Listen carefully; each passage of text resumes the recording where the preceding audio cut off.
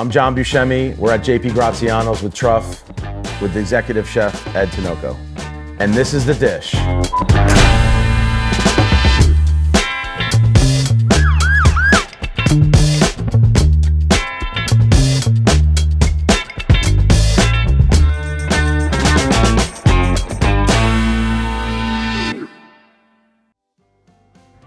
You're from Queens. I don't know how long you've been here, but we're at JP Graziano's. It's been here for 85 years.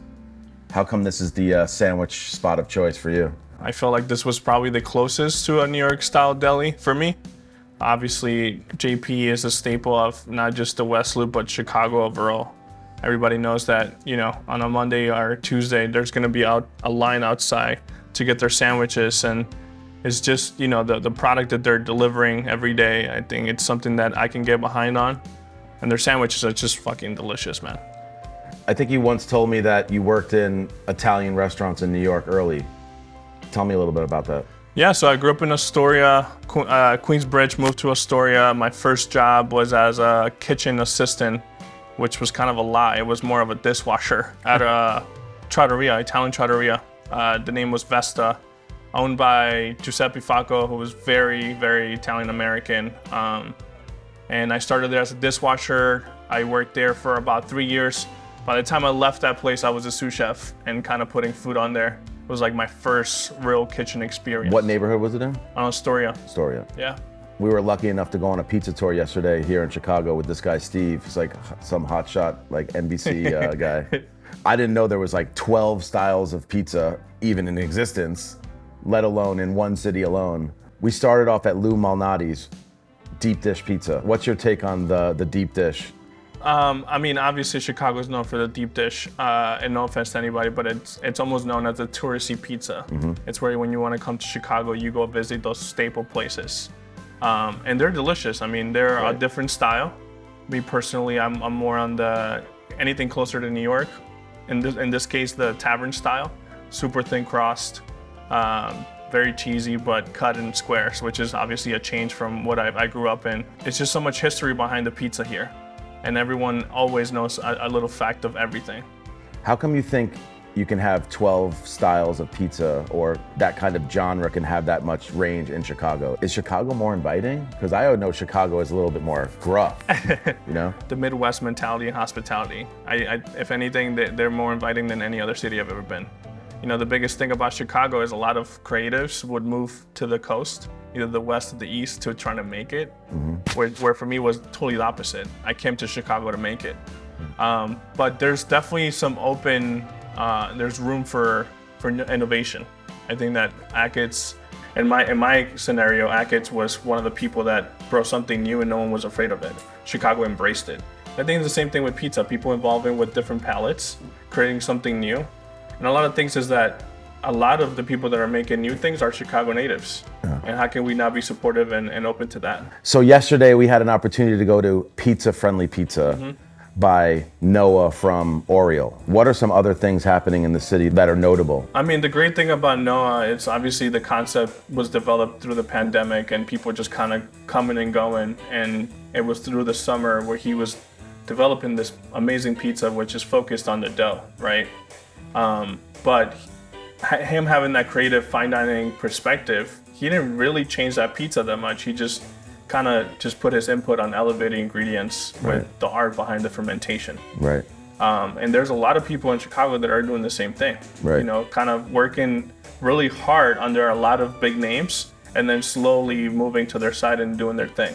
I think one of the best pizzas I've had over the last couple of weeks was pizza, chicken, ice cream. And it's owned by actually a Mexican and an Italian. It's the tavern style pizza. The last one I had was actually utilizing some of the products from JP, which it was, you know, I think that's the best thing is people, two concepts collaborating and not making it so obvious, but you're enjoying the product. You recently won a Michelin-Star at Next. What brought you to Next and how'd you get to the Michelin-Star? What brought me to Next was just honestly stepping out of my comfort zone. I was at a good place in New York running sous chef at a restaurant called Perilla, owned by a Tom chef. And I felt like I'd hit a ceiling. And I've kind of always wanted to see how far can I go in the industry.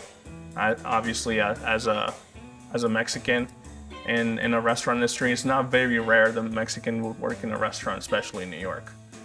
So I saw an opportunity to really take that step out of my comfort zone and work for Grant Achatz, who at the time and still was innovating food. It wasn't so appetizing to me what he was creating, but how he got to that point. So I moved here about almost 9 years ago. I took a train ticket with my wife. Started here the day that I got here. I went to stage. That same day I got the job, and then just started working really hard. So you staged and you got the job like at the end of your stage shift? Yeah, so we actually landed here. Wow. We got here in the train. My wife went to the Airbnb. I went directly to Next as a stage. Never been in Chicago. Didn't have any friends. Never visited the city before. I worked all day, and I pretty much was like, hey, I really need this job. I have no money in my pocket. I picture there's like a line like of 40 people like waiting to get like a lottery ticket to stage for Grant. Believe it or not, I sent about 20 emails to the email that was online. None of them got back to me. But then I saw an email on an Instagram post on their Instagram. I kind of figured 10 different versions of that email, sent all 10. One of them got back. And that's when it happened. So kind of lottery-ish. Yeah, very, very. The great thing about it is once I got promoted to executive chef, you know, my mentality was like, let's give this restaurant as much consistency as we can, even though we're in the business of changing, right? Because when Next it changes its menu and its concept. But for me, it was like, we can still do that, but still provide the same experience for everyone. After that year, we were awarded the Michelin-Star, which was a totally surprise. Do you cook when you're at home? And when you do, what are your go-to dishes when you're cooking at home? I will lie to you if I tell you I cook at home. Right. I don't. Right.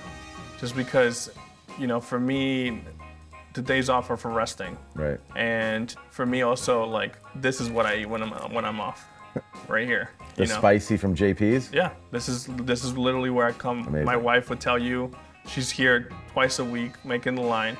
We actually purposely, because they'll give you a card here if you get a sandwich, and then you get to the limit, you get a free sandwich. Oh shit. We have like 10 at home that are not completed, because she'll just like put them in the drawer. But I think Jim, if you bring all those cards together, he can do some math. Oh, 100%. And maybe you get like 5 But for me, sandwiches. the best thing is like supporting this local business, you know? Right. You know, if you know Chicago, you know JP. What are your top 3 restaurants in Chicago? We'll start there. For this month, I'm always gonna say Avec for the consistency. It's a great tapas place that has changed a little bit, but then every time you go there, it's just an amazing food. Kasama, owned by Tim and Jeannie. They actually just got their Michelin-Star, Filipino restaurant, fine dining, and they do cafe in the morning. I love what they're doing. We grew up together in a way. Perilla. Perilla is a Korean restaurant. My wife is half Korean, so we go there as much as I can. I'm here in Chicago with TRUFF. We created this sauce to be pretty versatile. It has a bit of an Italian, French kind of feel to it because of the black truffle. When you use it, what do you use it on? To me, it's always chips. Always like a snack that I'm like sitting in front of the TV. For me, it's a no-brainer. That's how you kind of finish seasoning something. Like, right. You know. And I posted this, and people that will see my social media, I'm always eating them with chips. I started doing it with sandwiches recently, but I feel like I go through way too much. Like I need to slow it down.